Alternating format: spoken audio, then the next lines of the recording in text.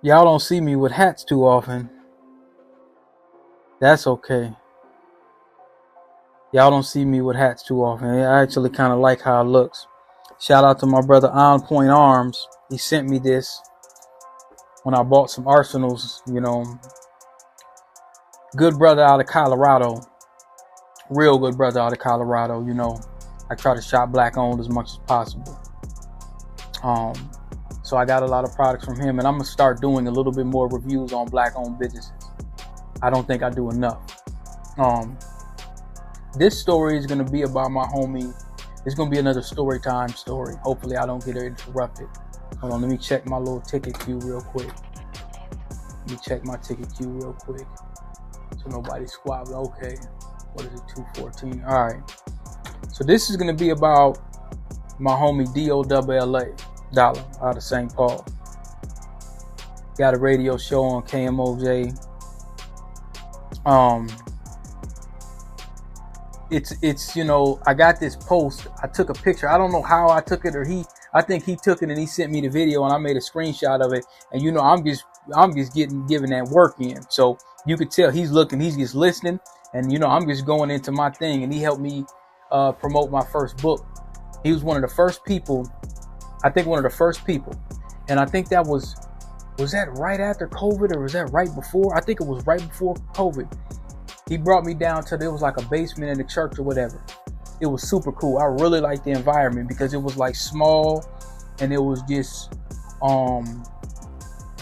real. And the church was like kind of old and grungy and cold, and it reminded me of like if you was recorded with like Griselda or Benny the Books or something like that. It was just like an old, cold, drafty church. I loved it. And I pulled up at night. The block looked all eerie. St. Paul be looking eerie as hell. Minneapolis people have always said that about St. Paul. It's just an eerie ass place. It's just eerie. It's just like this. And then the cold didn't help either.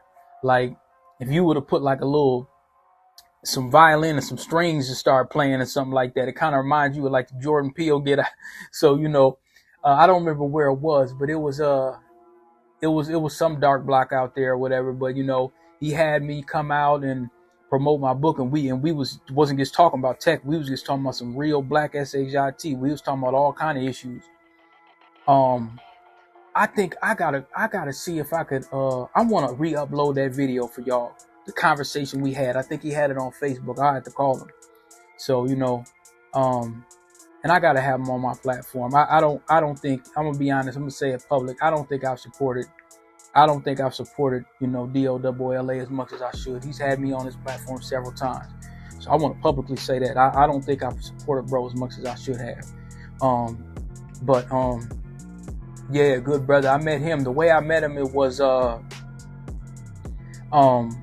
I used to go to the studio when we was doing music, and it was initially when I was doing this stuff, it was trash. But remember, I told you I went to IPR at one point in time, and we, in the studio, you just meet different people and stuff.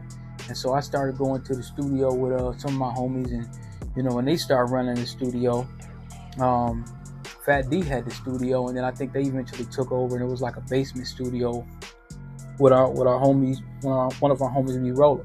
And so they were doing all kind of stuff, and so we used to talk about St. Paul, like the difference between St. Paul and Minneapolis, and the styles and stuff, because if you didn't really go out there that much, I started going out there. I was hustling, selling mixtapes and shit like that, like when I was in my early 20s. But then when I started driving, I started noticing different little things, and I was asking them about it, like, man, how do y'all really do y'all thing out here? And it was just weird. It was just kind of, and he's telling me the landscape and all of that kind of stuff. So I think at one point he had this Suburban, and we was over somewhere. I don't know where we were. I was in St. Paul with him, or North Minneapolis or something. I think I was in St. Paul, and I don't know where we were going, but I was in St. Paul in the Suburban. I don't know how we ended up in St. Paul, but we went and got some cheesesteak or something like that right over there off of University. I think that's where we were at. So there was another Suburban. When I came out, I got my food, and I was sitting in the back, and he remembered the story. I hopped in the car, but it wasn't his car. So I hopped in the car and shut the door with my cheesesteak. And there's some brothers that was looking at me like, what the hell is you doing, fam? And I look and I'm like, oh, I'm in the wrong car, bro. But you could tell that they kind of lightweight, they mad, like, man, you had the audacity, and I slammed the door too. You know, the Suburbans got heavy doors. So I slammed the door, and they looking at me like, man, we gon' oh, my bad, bro. This the wrong car. It was just real uncomfortable. This the wrong car. And I said, you know, y'all Suburban do look the same. Y'all got to cut me a little bit of grace. And they're like, yeah, it do look the same or whatever, but you know, get out. Like, you know, so I'm apologizing that I'm stepping out their car because, you know, that's just random. Somebody just get in your car and shut the door. They kind of was taken aback. Maybe they thought I had a pipe on me or whatever the case may be. So they just kind of look. And I'm like, when I see the people, I'm like, I don't know who these Negroes are. I'm like, so I get back in Dolla's car and I'm telling them what I did. And they were like, man, y'all, they just laughing. They just busting up laughing like, man, you gave me jumping up. And I said, man, this the same car. It had rust on the side. You know, them Suburbans on the side, they got a little bit of rust on it. But that was, you talk about a trusty car, and bro's big, so he needs something. He need a truck that size. He need, you know what I'm saying? I couldn't see him in no Kia. Like, bro, no, a Kia ain't, no, they ain't gonna work.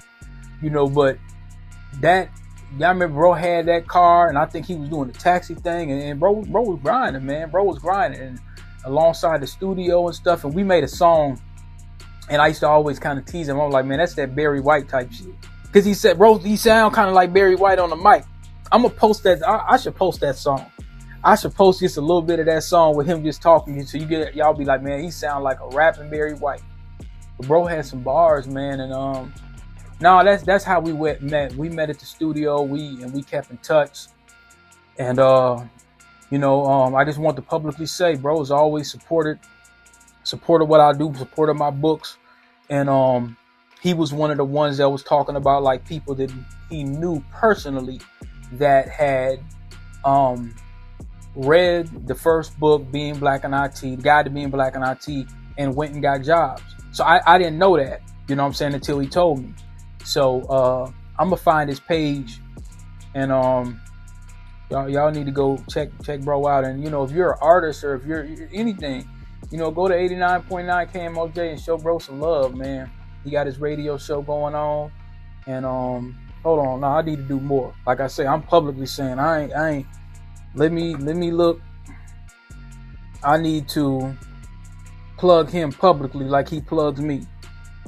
So let's see. 89.9. Hold on, y'all. 89.8. No, KMOJ. Let me find all his stuff, because he needs his flowers publicly. Where is it? Oh, it says what's on today. I'm on the K89.9 show. Damn, Nikki Giovanni just passed. 81 years old, legendary award-winning poet, author, and activist. She was 81. Okay. Rest in peace. Hold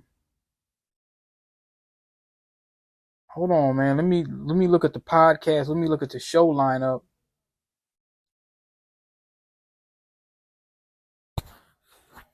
I gotta find bro's show. Man, let me go on here and see if I can find it on Instagram.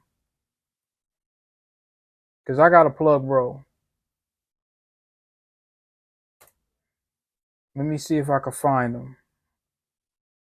Hold on, let me go to my homepage. Original Dolla. So not with an O, with an A. So ARIGINAL, Dolla, DOLLA. So Original Dolla. So the original podcast and trivia show. The only black trivial game show. So go ahead and subscribe to bro. He got 50 Tyson playing on one of the things. Original Media. ARIGINAL, Ginal. Original Media. Go follow him at Original Media podcast. Go follow that brother. You know, he has a lot of good stuff on there. He has artists on there.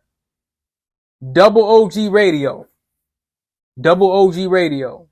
That's his radio show.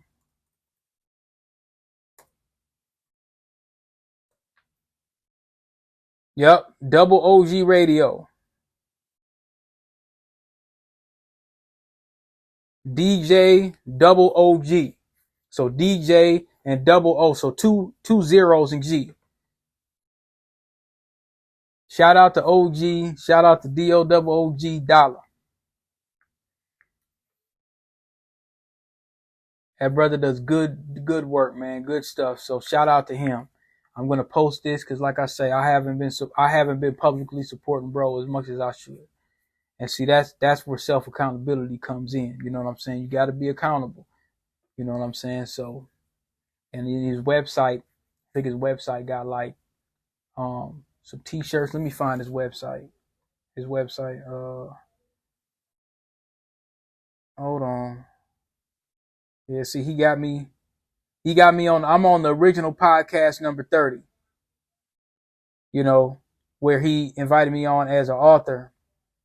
But I'm trying to find his website. He had a website where you could buy t-shirts and stuff. Damn, bro, where's your website at? Am I not finding it right? I'm going to post it. I'm going to find it. Shout out to DO Double OG, man. Y'all go ahead and subscribe to him. I'm going to put all his information on there. So that's story time for DO Double, for Dolla. I'm going to have other people that were important, that were a part of my life up on my tech journey. Because remember, I had always been doing the technical stuff, but I also was into the music. I wanted to be a producer, but I couldn't make beats very well. So I just started writing and stuff like that. And, all these memories are starting to kind of jog up and remember all of these different things that was going on from being one of the first kind of the legacy members, the legacy students of IPR in Minneapolis. I was the first people that came into IPR with Jack Johnson and all of that. I told you all that story about Jack Johnson, where he was staying on me on that class. I think he died in a motorcycle crash. I should have went to his service, but I didn't. But he was on us at the very first, and I was like, damn, man, why is this nigga so? Because the industry was serious. So he's letting us know, man, these artists ain't gonna play with you when you mixing and mastering their stuff. They gonna be impatient. They're trying to simulate this. I was the first crop of students in IPR. IPR's a little different now. They got different buildings and they got different places, and they done hooked up with the Minnesota School of Business. But when IPR, where they were still putting some of the bricks in, and I was with Master Mix with Tom, was it Tom Sawyer or I can't remember his name, but I was real good at that SSL. We were the first group of students there. You know what I'm saying? So I had already been dealing with the other studios. So when I decided, that was around, was it 2003, 2004 when I was going to IPR? About 2003, I had already went to some of the studios, that we were dealing with, the smaller studios. So when I started mixing a lot of my homeboy stuff, I was dealing with the big stuff. You see what I'm saying? So I was dealing with that more heavily than a lot of the computer repair when I really started making money. I didn't really start making no serious money until I got a little older.